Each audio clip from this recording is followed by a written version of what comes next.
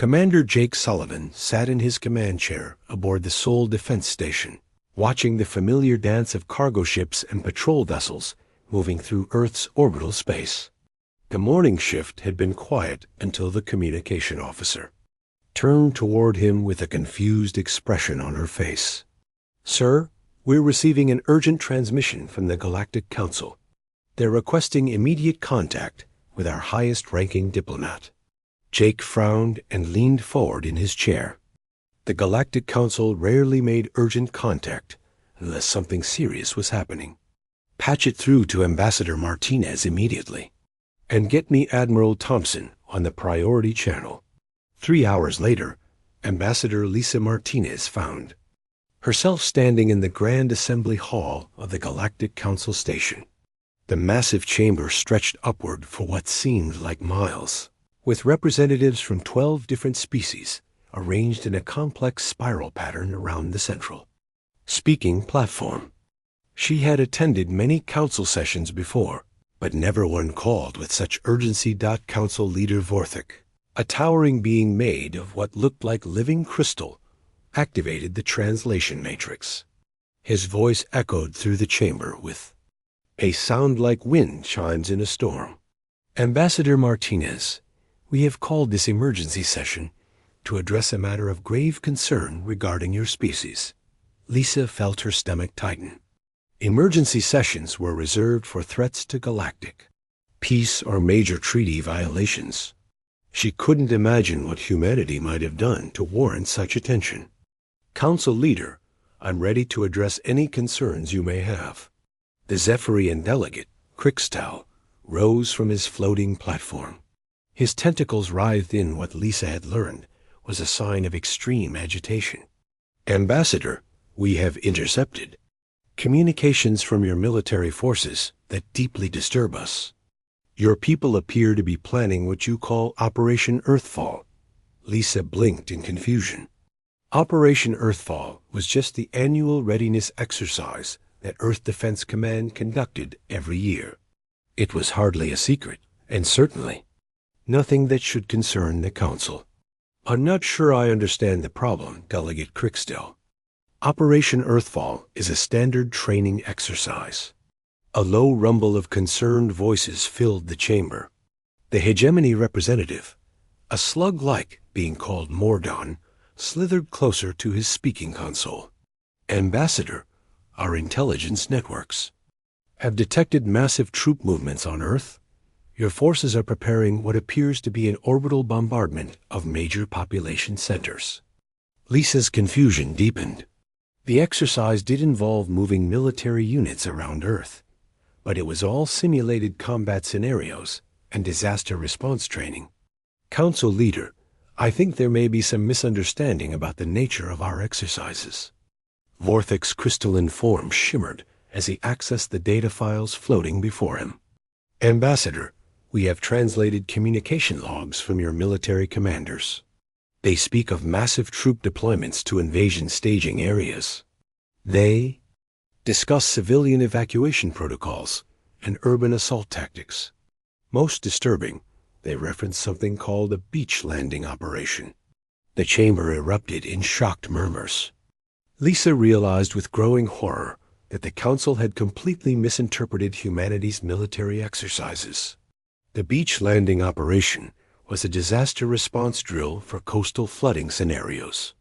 The urban assault tactics were search and rescue procedures for collapsed buildings. "Council leader, please allow me to explain. These communications refer to training exercises designed to prepare our forces for emergency response situations. We are not planning to attack anyone, especially not our own world." The Altarian representative, a bird-like creature with iridescent feathers, spread its wings in disbelief. "Ambassador, your explanation makes no sense. Why would your military practice invading your own planet? This suggests either severe internal conflict or some form of collective madness among your people." Lisa took a deep breath, trying to think of how to explain human military doctrine to beings who had never experienced anything like Earth's chaotic history. "Honored delegates, human military forces regularly practice various scenarios to maintain readiness. These exercises include disaster response, evacuation procedures, and defensive operations. Operation Earthfall simulates multiple emergency situations that might require coordinated military response. Krixtal's tentacles twisted into what Lisa recognized as the Zephyrian equivalent of a frown. But Ambassador, your forces are practicing invasion tactics against Earth itself. Your naval units are positioning for what your communications clearly describe as amphibious assault operations. Your air forces are conducting bombing run simulations over populated areas. The misunderstanding was becoming clearer to Lisa, but explaining it seemed almost impossible. How could she make them understand that humans practiced fighting on Earth because Earth was where they lived and where emergencies would happen?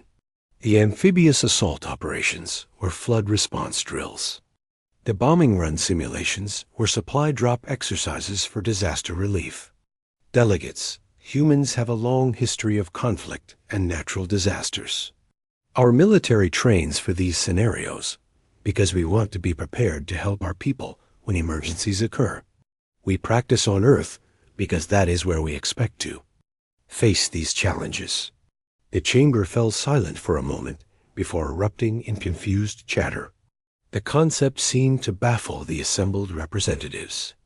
Most galactic species had achieved interstellar flight without experiencing the kind of planetary warfare that had shaped human military thinking. Mordoon's voice carried a note of genuine concern. Ambassador, are you telling us that your species regularly practices warfare against itself as a form of preparation? This suggests a level of internal aggression that we find deeply troubling. Lisa realized she was fighting an uphill battle against fundamental cultural differences. These species had developed space travel through cooperation and shared resources. They had never needed to maintain military forces capable of rapid response to multiple crisis scenarios on their homeworlds. Council Leader, I request permission to contact Earth Defense Command directly. I believe Admiral Thompson can provide detailed information about Operation Earthfall that will clarify the situation. Vorthic's form pulsed with uncertain light. Ambassador, we are willing to hear this explanation, but you must understand our concern. The idea of a species conducting invasion exercises against its own homeworld is unprecedented in our experience. We worry about the implications for galactic peace if humanity is developing such aggressive tendencies. Lisa felt the weight of the entire galactic community's misunderstanding pressing down on her. Somehow, she had to explain that humanity's greatest strength, their ability to prepare for any scenario and help each other through any crisis, had been interpreted as evidence of dangerous instability. As she prepared to contact Admiral Thompson, Lisa wondered how many other human activities might be similarly misunderstood by their galactic neighbors. The thought was both amusing and terrifying, because she realized this might only be the beginning of a much larger problem. The news of humanity's supposed invasion of their own planet spread across the galaxy faster than a quantum transmission burst. Within hours of the Council's emergency session, every major news network, trade hub, and diplomatic station was buzzing with the unprecedented story. Captain Ben Rodriguez was loading medical supplies onto his freighter Destiny's Edge at the bustling trade station of Nexus Prime when the first signs of panic became obvious. The Centaurian dock workers, who had been efficiently handling his cargo, suddenly stopped and began whispering among themselves in their clicking language. Captain Rodriguez called out Port Authority Inspector Vexten, his blue skin showing, the pale patches that indicated extreme stress among his species. We need to conduct an emergency inspection of your vessel. Ben set down the supply manifest he had been reviewing and walked over to the nervous official. Inspector, my cargo was already cleared this morning. Is there some problem with the documentation? Vexton's 4 eyes darted around nervously before focusing on Ben. Captain, We have received reports that humans are conducting military operations against their own homeworld. We must ensure you are not carrying invasion equipment or weapons. Ben stared at the inspector in complete confusion. Invasion equipment? Vexton, my cargo hold is filled with farming tools bound for the agricultural colonies and medical supplies for the research stations. What kind of invasion equipment could I possibly be carrying? But Vexton was already calling for a full inspection. Team. Within minutes, a dozen Centaurian security officers were swarming over Ben's ship, scanning every container and examining every piece of equipment with instruments that beeped and hummed continuously. These appear to be some form of digging implements, announced one of the inspectors, holding up a standard soil cultivation tool, possibly for creating defensive positions or underground bunkers. Ben watched in amazement as the security team treated his shipment of farm equipment like military hardware. They examined seed distributors as if they were weapons, scanned fertilizer containers for explosive compounds, and spent 20 minutes trying to figure out what threat a simple irrigation pump might pose. Meanwhile, on the research vessel Pioneer, stationed near the edge of the Kepler system, Dr. Amy Foster was discovering just how wild the galactic rumor mill could become. She had been analyzing soil samples from a newly discovered planet when her communication console began receiving dozens of messages from concerned colleagues across the galaxy. Amy, are you safe? Read one message from her former professor on Altair Prime. We heard that humans are fighting some kind of civil war and that Earth is under attack. Another message from a research partner on the hegemony homeworld was even more dramatic. The news networks here are saying that humanity has been taken over by artificial intelligence, and that the real humans are trying to reclaim their planet. Should we send rescue ships? Dr. Foster sat back in her chair, trying to process what she was reading. The messages kept coming, each one more fantastic than the last. Some colleagues thought humans were testing new psychological warfare tactics by pretending to invade themselves. Others believed that Earth had been secretly conquered by an unknown alien force, and that human military units were attempting to liberate their homeworld. The most disturbing messages came from researchers who had worked closely with humans for years. They were genuinely worried and asking if there was anything they could do to help. Some offered sanctuary on their worlds for human refugees. Others wanted to know if they should contact their governments about providing military assistance to Earth.Amy, activated her personal communication system, and began the tedious process of responding to dozens of concerned messages, trying to explain that humans were perfectly fine and that no invasion of any kind was taking place. But each explanation seemed to generate more questions and confusion.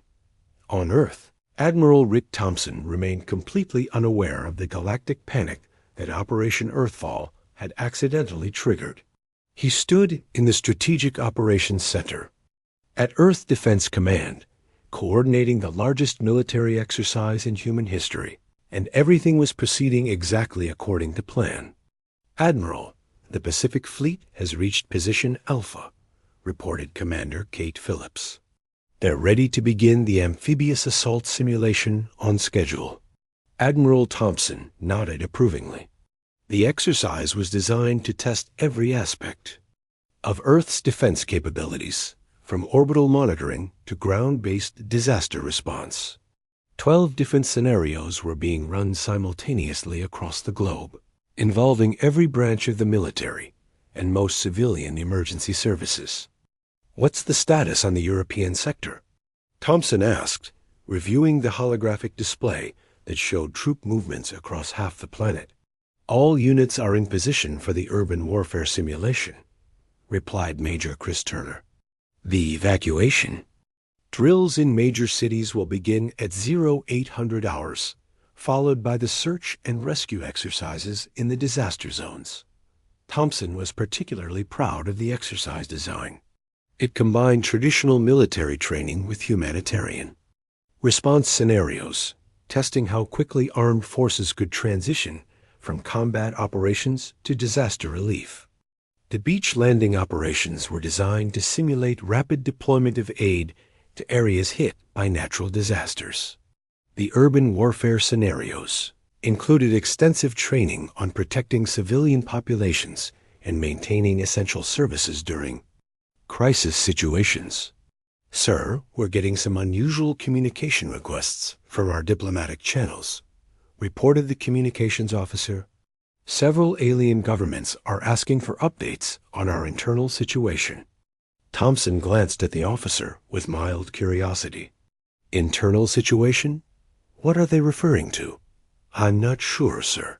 The messages are asking about casualty reports and whether we need humanitarian assistance."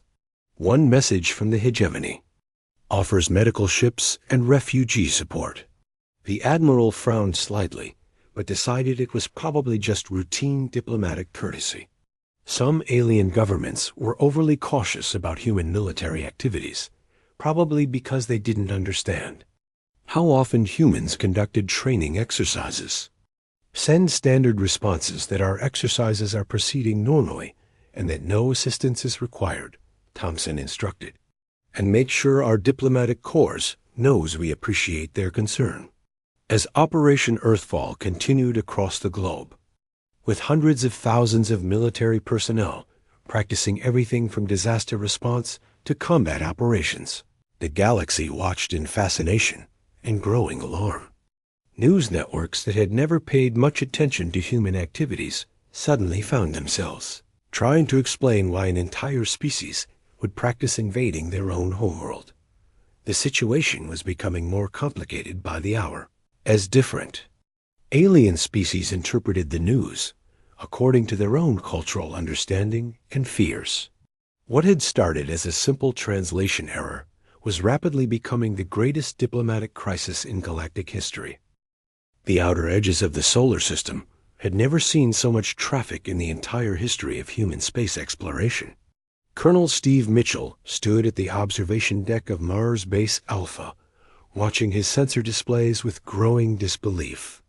As 3 separate alien fleets took positions throughout human space without so much as a greeting transmission.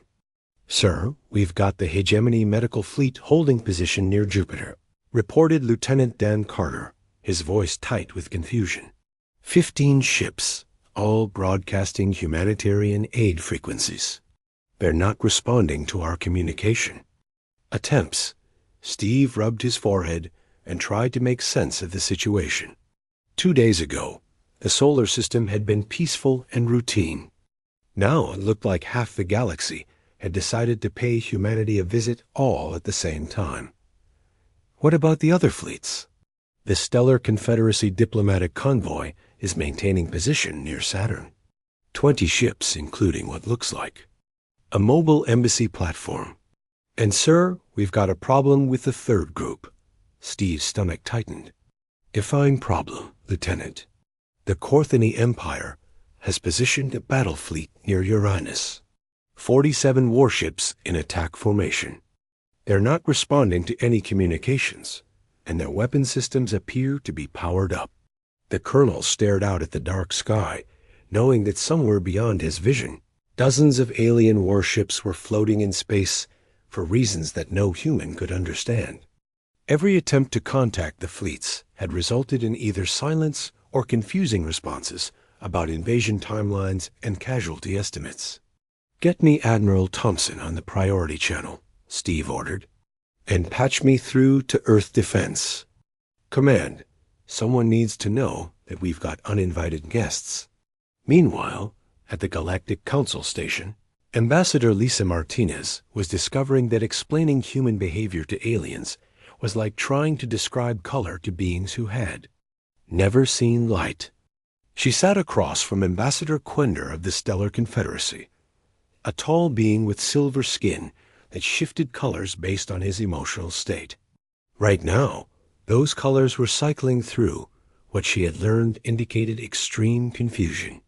"Ambassador Martinez, my government has dispatched our finest diplomatic team to help resolve this crisis," Quender said, his skin showing patches of concerned blue. "We have experience mediating internal conflicts and civil wars. Our peacekeeping specialists have successfully resolved over 300 planetary disputes." Lisa tried to keep her voice calm and patient. "Ambassador Quender, I appreciate your government's concern, but there is no civil war on Earth. There is no internal conflict. Operation Earthfall is simply a training exercise." Quender's skin flashed bright orange, which Lisa knew indicated skepticism. "But our intelligence networks confirm massive military mobilization across your entire planet. Your forces are practicing assault operations against your own cities. This behavior pattern matches every civil war scenario in our historical databases. We practice these operations because we want to be prepared for emergencies," Lisa explained for what felt like the 100th time. "Humans have a history of natural disasters and external threats. We train our military to handle any situation that might arise." The Confederacy ambassador's skin cycled through several colors before settling on a worried green.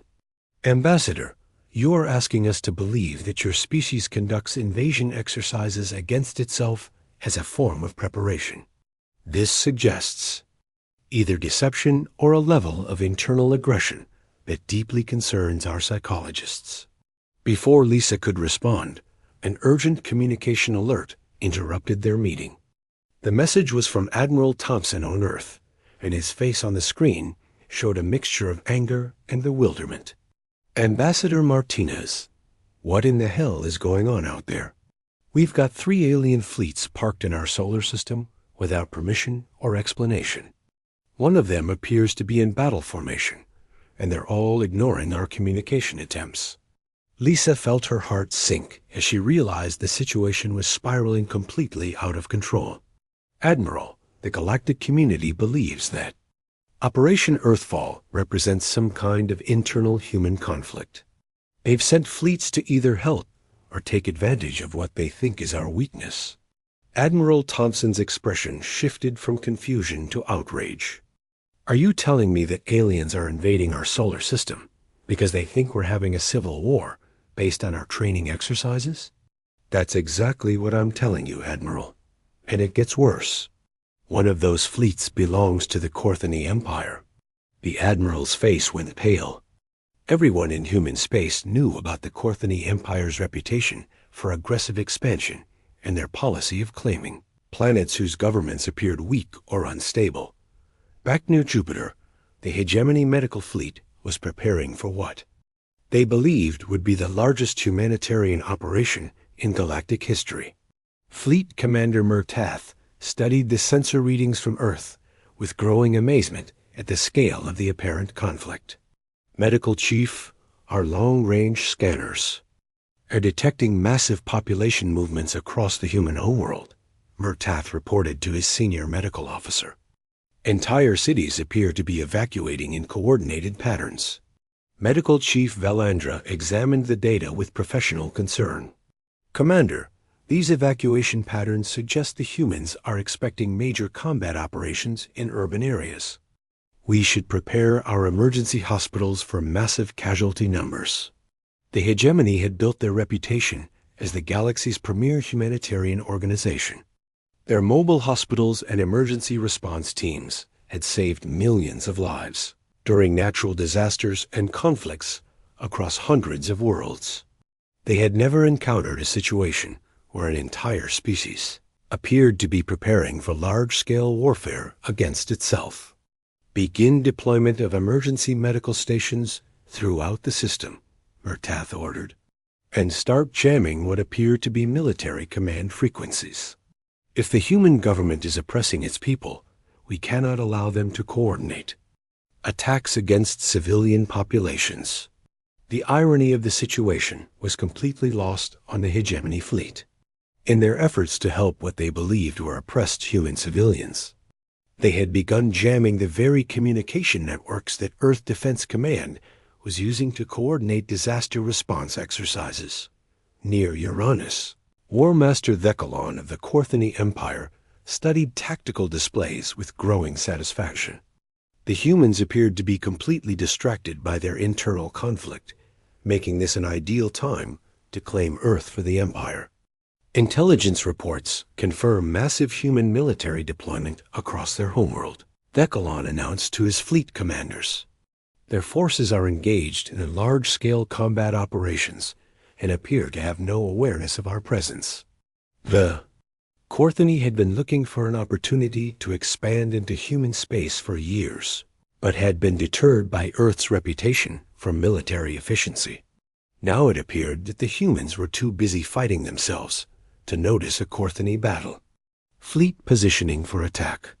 Prepare invasion plans for the human homeworld, Thecalon commanded. While they waste their strength fighting each other, we will claim their planet for the Empire. As the three alien fleets prepared for their respective missions of humanitarian aid, diplomatic mediation, and conquest, none of them realized that they were about to interfere with what was actually the most peaceful and well-organized military exercise in human history. Professor Helen Clark had spent most of her career studying alien languages and translation systems, but she had never encountered a problem quite like this one. She sat in her office at the University of New Geneva, surrounded by holographic displays showing dozens of different alien text samples, all supposedly describing the same human military exercise. Computer, display the Galactic Standard Translation Matrix for the term military exercise, Helen commanded, rubbing her tired eyes after hours of detailed analysis. The hologram shifted to show a complex web of interconnected terms and meanings. Helen had been studying this matrix for 3 days straight, ever since Ambassador Martinez had contacted her about the translation problems that were causing the galactic crisis. There, she whispered, pointing at a cluster of related terms. That's the problem. The galactic standard term that humans used for exercise shared linguistic roots with words that meant assault, conquest, and territorial acquisition in 7 different alien languages. When human military communications mentioned training exercises, the automatic translation systems were converting those phrases into terms that suggested actual military operations. Against enemy targets. Helen activated her communication system and immediately contacted Ambassador Martinez. Lisa, I found it. A translation error that started this whole mess. On the screen, Ambassador Martinez looked exhausted and stressed. Behind her, Helen could see the busy corridors of the Galactic Council Station. Helen, please tell me you have good news. The situation here is getting worse by the hour. The Galactic Standard Translation Matrix has been interpreting our military terminology as actual combat operations. When we say training exercise, their systems translate it as practice invasion.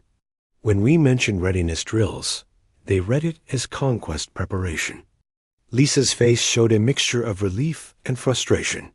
So this entire crisis is based on a computer translation error? It's more complicated than that, Helen explained, pulling up additional displays. The translation errors are systematic, affecting dozens of military terms. But the real problem is cultural. Most galactic species have never developed military forces that regularly practice large-scale operations on their own homeworlds. Meanwhile, near Jupiter, Captain Tony Barnes was conducting what should have been a routine patrol mission when his sensor operator called out an urgent warning. Captain, we've got multiple alien vessels changing course toward Earth. The Corthony battle fleet is moving into attack formation. Tony felt his blood run cold as he watched the tactical display. 47 Corthony warships were accelerating toward Earth, their weapons systems powering up for what looked like a full-scale assault. Get me Admiral Thompson immediately, and activate emergency protocols for all human vessels in the area. The irony of the situation wasn't lost on Tony as he prepared his small patrol ship for what might be the most important battle in human history. Humanity wasn't actually invading Earth, But aliens were now preparing to invade Earth because they thought humans were invading Earth. Admiral Thompson on the priority channel, sir, his communications officer reported. Admiral Thompson's face appeared on the screen, and Tony could see the stress and anger in his expression.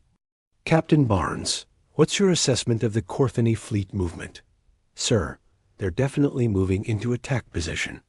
Based on their formation and approach vector, they're planning a full orbital assault on Earth. Estimated time to weapons. Range is 6 hours. Thompson's jaw tightened. Captain, I want you to shadow that fleet, but do not engage unless they fire first. We're trying to resolve this diplomatically, but I need real-time intelligence on their intentions. As Tony's ship began following the Corthany fleet toward Earth, he couldn't help but think about how absurd the situation had become. Down on Earth, hundreds of thousands of human military personnel were conducting the most peaceful and well-organized training exercise in history, completely unaware that their practice sessions had convinced aliens to start an actual war. Back at Earth Defense Command, Admiral Thompson was dealing with a crisis that seemed to grow more complicated every hour. The communication jamming by the hegemony medical fleet was interfering with Operation Earthfall coordination, while the Stellar Confederacy diplomatic ships were demanding immediate access to Earth's government leaders. Sir, we're getting reports from cities across the globe, reported Commander Phillips. Local commanders are asking why their communications are being jammed, and why alien ships are demanding permission to establish refugee camps. Thompson stared at the global tactical display, which showed the progress of Operation Earthfall exercises across 6 continents. Everything was proceeding exactly according to plan, except for the minor detail that 3 alien fleets had decided to interfere with human activities based on a massive misunderstanding. Get me a direct channel to the hegemony fleet commander, Thompson ordered. Maybe we can convince them to stop jamming our communications before someone gets hurt. The connection took several minutes to establish, but finally the image of Fleet Commander Murtaugh appeared on the screen. The aliens. Slug-like features showed what Thompson had learned to recognize as genuine concern. Admiral Thompson, I am Fleet Commander Murtaugh of the Hegemony Medical Corps. We are prepared to provide immediate humanitarian assistance to your civilian population. Thompson tried to keep his voice calm and professional. Commander Murtaugh, I appreciate your concern, but there are no civilians in danger on Earth. We are conducting routine military exercises. Murtaugh's expression shifted to what might have been confusion. Admiral, our sensors detect massive population movements and military operations across your entire planet. We have also intercepted communications, indicating large-scale combat preparations. Commander, those are evacuation drills and disaster response training. No actual combat is taking place anywhere on Earth. The Hegemony Fleet Commander was silent for a long moment before responding. Admiral, you are asking me to believe that your species regularly practices warfare against itself as a form of training. This behavior is unprecedented in our experience. Thompson realized he was facing the same cultural barrier that Ambassador Martinez had been struggling with at the Galactic Council.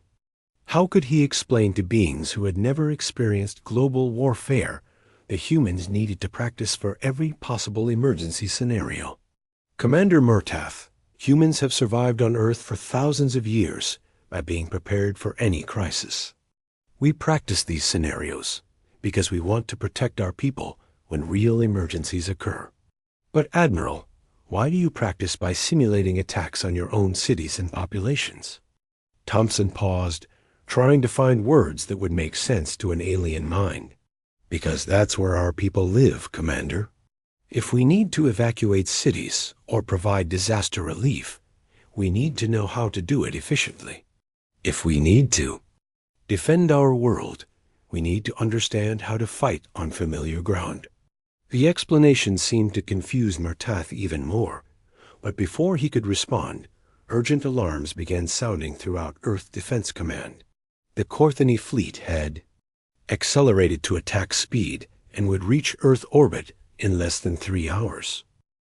The solution came to Commander Jake Sullivan in the middle of what should have been the most stressful moment of his career. As he watched the Korthony battle fleet approaching Earth, while 3 different alien civilizations prepared to intervene in what they believed was a human civil war, he realized that the best way to prove humans weren't invading Earth was to show them what human invasions actually looked like. "Captain Rodriguez, are you still at Nexus Prime?" Jake asked over the communication channel. Ben Rodriguez's voice crackled through the speakers from his freighter. "Yes, sir, though the Centaurians are still convinced my farming equipment is some kind of advanced weaponry. Why do you ask?"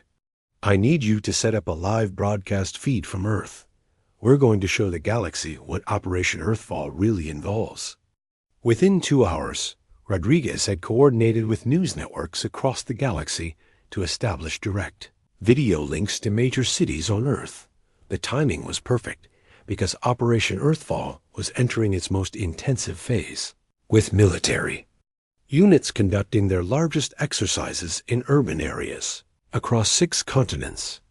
Admiral Thompson initially resisted the idea of broadcasting military exercises to the entire galaxy, but the approaching Korthony fleet had convinced him that desperate times called for creative solutions.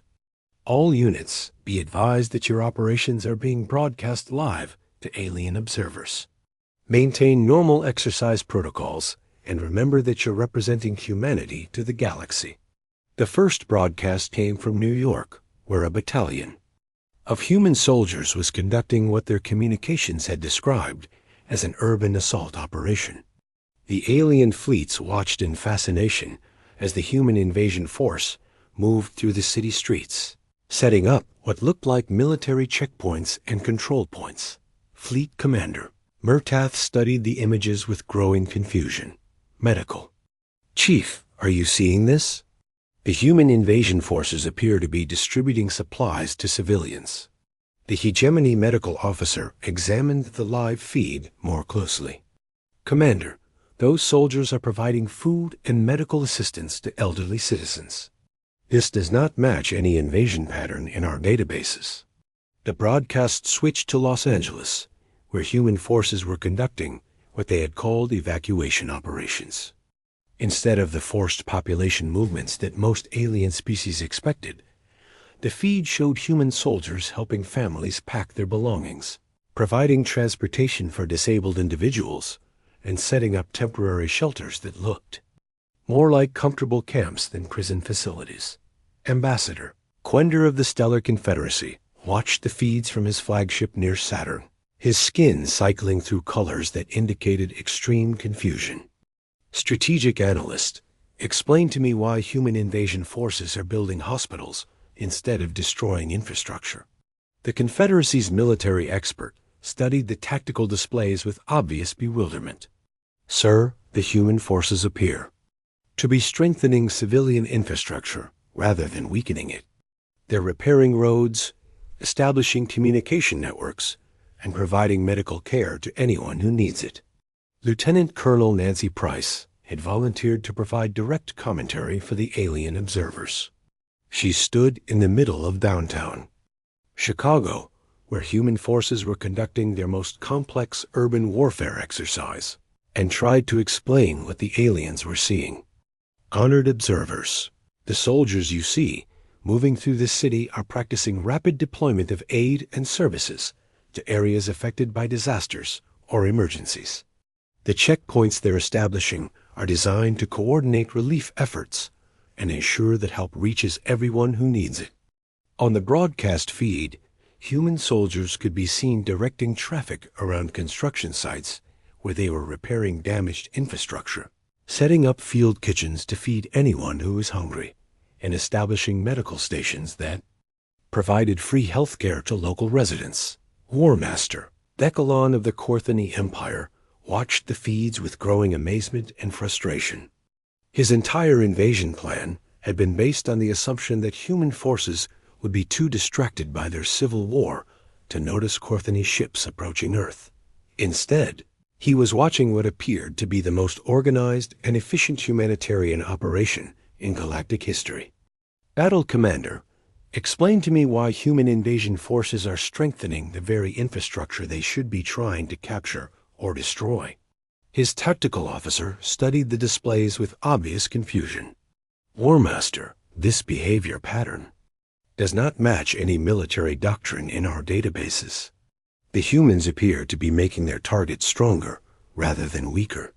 The broadcast from London showed human naval forces conducting their amphibious assault exercise, instead of the violent beach landings that most alien military experts expected. The feed showed human ships delivering massive quantities of supplies to coastal areas and establishing what looked like vacation resorts rather than military bases. Captain Tony Barnes provided additional commentary from his position near the Corthany fleet. What you're seeing is human forces practicing rapid deployment of aid to areas hit by natural disasters like floods or earthquakes. The beach landing operations are designed to deliver help as quickly as possible to people who need it. The final broadcast came from Tokyo, where human air forces were conducting their bombing run exercises. The alien fleets watched in stunned silence as human aircraft dropped supplies instead of explosives, delivering food, medicine, and emergency equipment to designated areas with precision that would have impressed any military force in the galaxy. Dr. Amy Foster, monitoring the situation from her research vessel, began receiving new messages from her alien colleagues. But these messages were very different from the worried communications she had received earlier. "Amy, we just watched the human military exercises," wrote her former professor on Altair Prime. "Your invasion forces are the strangest conquering army we've ever seen. They appear to be conquered by compassion rather than enemies." Another message from the hegemony homeworld expressed similar amazement. "The human approach to warfare appears to involve making everyone's life better and worse. Our military strategists are requesting detailed information about these tactical innovations." War Master Thecalon faced the most difficult decision of his military career. His invasion fleet was in perfect position to attack Earth, but the live broadcasts had revealed that human forces were far from distracted or weakened. Instead, they had demonstrated a level of organization, efficiency, and humanitarian focus that suggested attacking Earth would be both unsuccessful and potentially embarrassing. Communications Officer, open a channel to the human fleet. Thecalon ordered reluctantly. Admiral Thompson's face appeared on the Corthany command screen, showing a mixture of determination and diplomatic caution. "War Master Thecalon, welcome to the Sol System. I trust you've been observing our training exercises." Thecalon struggled to find words that would allow him to retreat with some measure of dignity. "Admiral Thompson, the Corthany Empire was conducting routine naval exercises in this sector. We were testing human readiness and response capabilities." Thompson's expression showed that he clearly understood the diplomatic fiction, but he nodded seriously. "I see. And what is your assessment of our readiness, War Master?" "Your forces appear to be highly effective," Thecalon admitted. "The Corthany Empire considers this evaluation complete. We will be departing the system immediately." As the three alien fleets began withdrawing from human space, Ambassador Martinez found herself in the unusual position of having to establish new diplomatic protocols to prevent similar misunderstandings in the future. The Galactic Council voted unanimously to create a Human Cultural Interpretation Division, with Captain Barnes appointed as the first director. Admiral Thompson's final log entry noted the irony that humanity's reputation for military prowess had been enhanced not through combat, but by demonstrating that human invasion forces were more interested in building communities than destroying them. The galaxy had learned that when humans prepared for war, they did so by practicing how to take care of each other.